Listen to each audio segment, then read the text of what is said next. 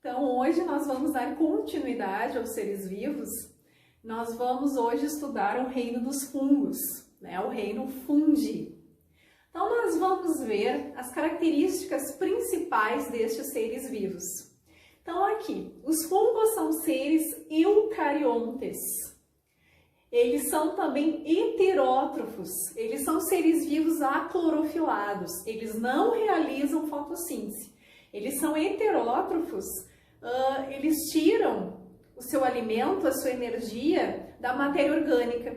Tá? Eles têm um tipo de digestão extracelular, onde eles liberam sobre o alimento alguns tipos de enzimas, e essas enzimas começam então a digerir esta matéria orgânica. Tá? Eles podem ser formados por uma única célula, unicelulares, ou alguns fungos são pluricelulares, formados então por várias células. Então nós temos aí fungos desde as leveduras, que são fungos. Ali nos pluricelulares nós temos os cogumelos, as orelhas de pau, então vários exemplos aí de fungos. A parede celular dos fungos, das células dos fungos, eles têm como constituinte principal a quitina. E como reserva energética, os fungos vão armazenar o glicogênio, é a mesma reserva energética dos animais. Tá? Então aqui, assim, umas características principais destes fungos. Os fungos, gente, eles têm células chamadas de hifas, que podem ser de dois tipos. Tem as hifas que são septadas, as células aqui elas têm os septos, dividindo uma célula da outra, ó.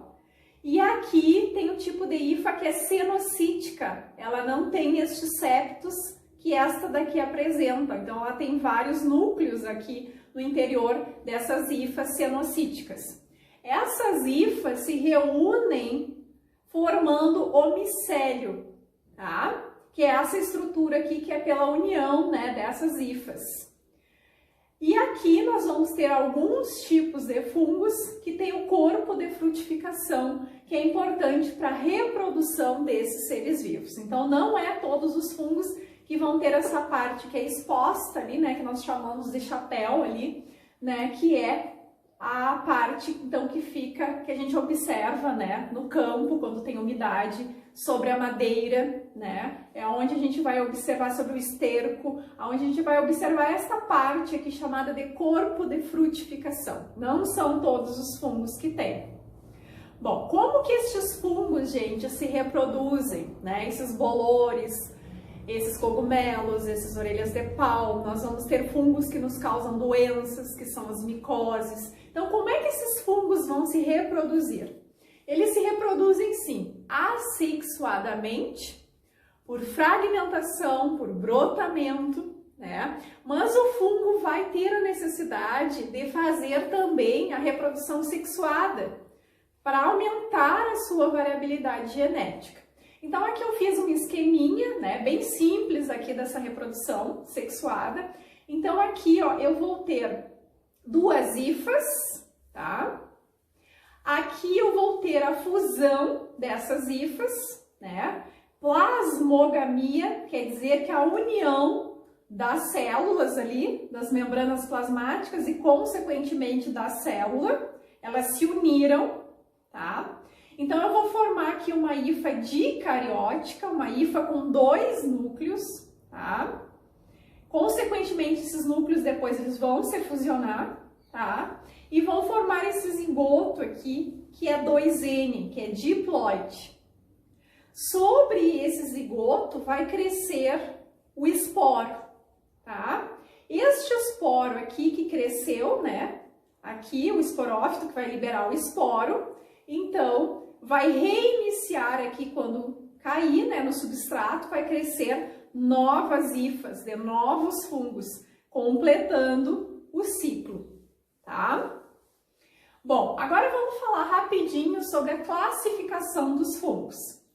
Critridium micetus, tá? Esses aqui são fungos que têm esporos flagelados, eles vivem em locais úmidos, em água doce, Por isso eles precisam desses esporos flagelados para a reprodução.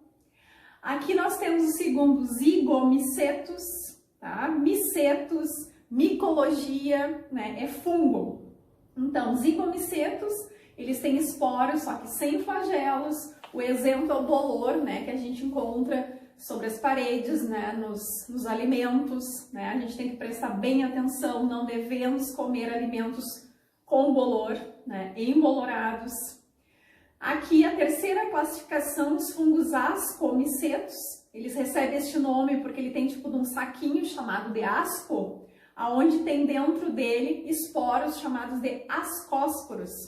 Esse aqui, o exemplo, é o Saccharomyces cerevisiae, que é o fungo que faz a fermentação da cerveja, tá?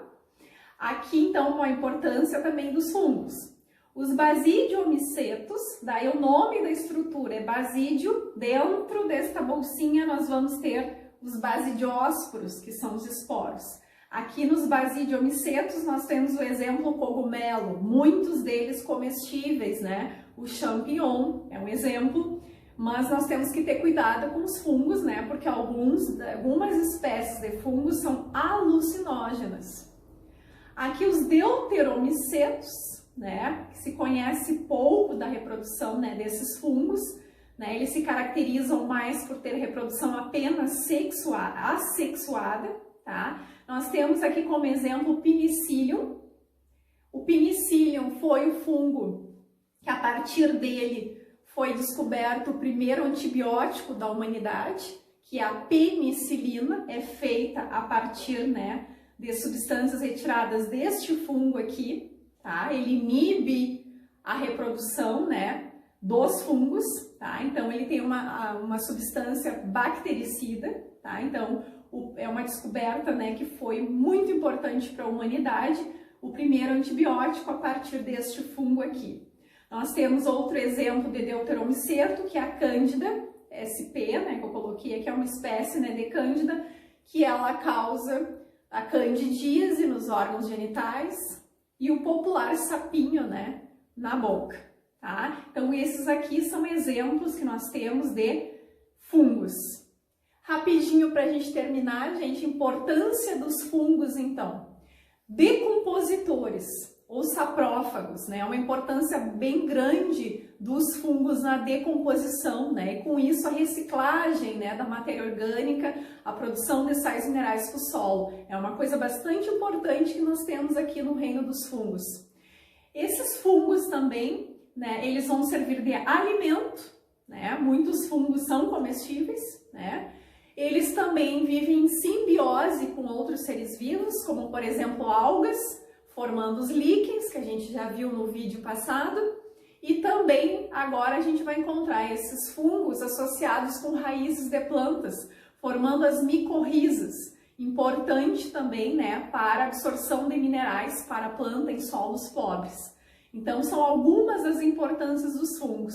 E não esquecendo do processo de fermentação, né, a gente falou aqui na cerveja, é um processo muito importante também a fermentação que esses fungos fazem, então eles são bastante úteis para a indústria, né? O fermento biológico também é um exemplo de fungo, então algumas das utilidades, né, deste reino aqui que é pouco conhecido, tá? Então até mais, gente, tchau!